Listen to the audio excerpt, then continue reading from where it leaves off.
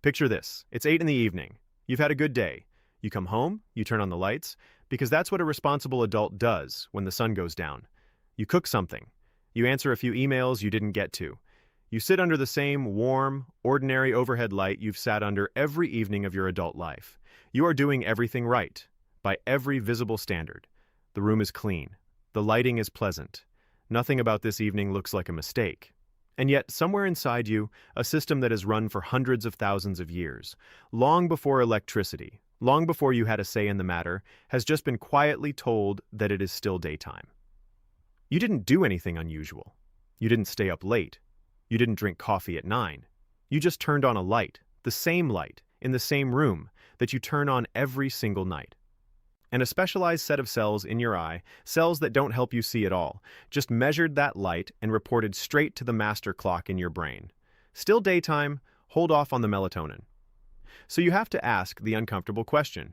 If you're doing everything you think you're supposed to do, and you're still waking up foggy, still lying there at 11 with your mind wide awake, still starting your morning half a step behind everyone else, is it possible the problem was never your discipline? Is it possible you've been standing in the middle of it the entire time, and nobody ever told you where to look? That's what this video is about. Not another supplement, not another app.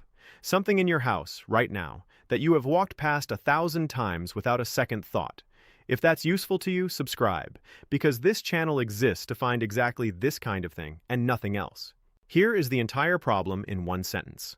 Light tells your body it's daytime. Darkness tells your body it's night. Your lamp does not know the difference, and it has been doing both of those jobs badly for years. Let's put a number on it, because vague advice is where most sleep content quietly fails you. In 2011, researchers at Brigham and Women's Hospital, working with Harvard Medical School, measured exactly how much light it takes to delay melatonin.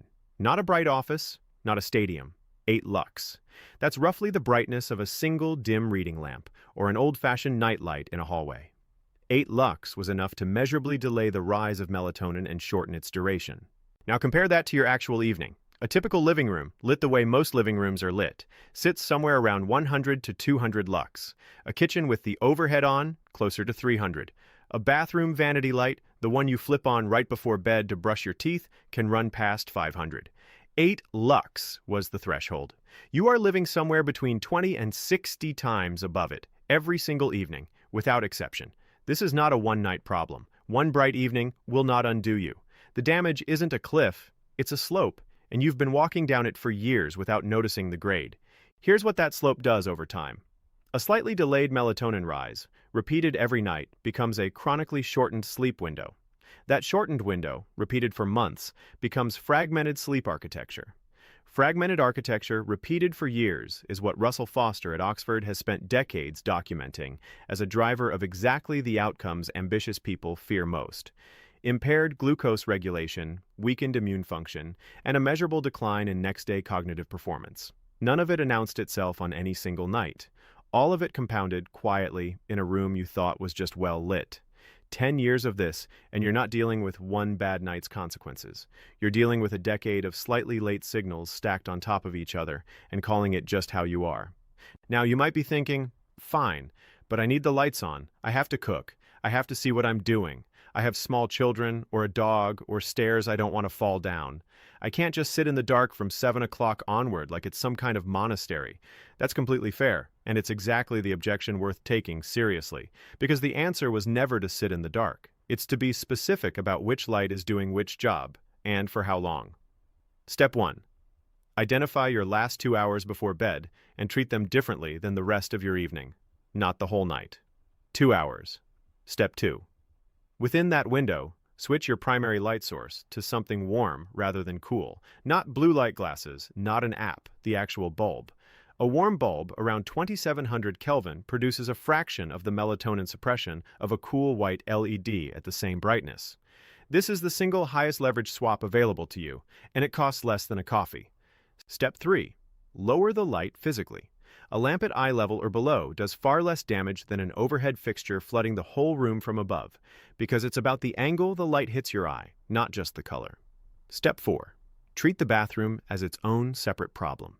The vanity light you flip on right before bed is very often the single brightest source in your entire evening. and it happens in the last 5 minutes before you lie down. A small warm nightlight, used instead of the main switch, solves this in about 30 seconds. Step 5. Give yourself a consistent cutoff, the same way you'd set a consistent wake time. Not a hard deadline you'll break and feel guilty about. A default. The lights change, quietly, at the same point every evening, whether you remember to think about it or not. None of this requires more willpower. It requires better defaults, set up once, so you stop needing willpower at all. Think of it like a photograph developing in a dark room. For a print to come out correctly, the paper has to sit in complete darkness at exactly the right stage, for exactly the right amount of time.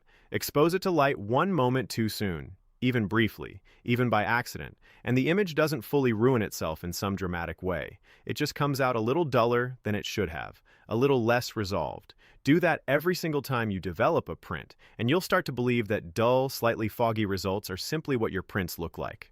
They're not. The paper was fine. The chemistry was fine. The room was letting in more light than the process could tolerate. Your evening is the dark room. The last 2 hours are the part of the print that has to develop without interference. You haven't been failing at sleep. You've been developing every single print in a room that was very slightly too bright for years and calling the dull result your baseline.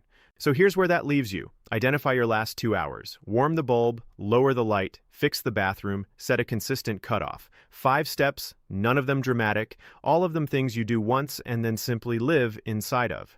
The people who sleep well are rarely the most disciplined people in the room. They're the people who quietly redesigned the room so discipline stopped being required. If you want to build this, along with the rest of the 90-minute window before sleep, into an actual nightly system rather than 5 things to remember, that's exactly what the 15-minute sleep shift was built to do, and you'll find it at 15minutesleepshift.com. Here's my question for you. Right now, tonight, are you someone who's about to go check what bulb is actually in your bedside lamp? Or are you someone who already knows and has just never done anything about it? Tell me which one in the comments. I read every single one, and it tells me exactly what to build next.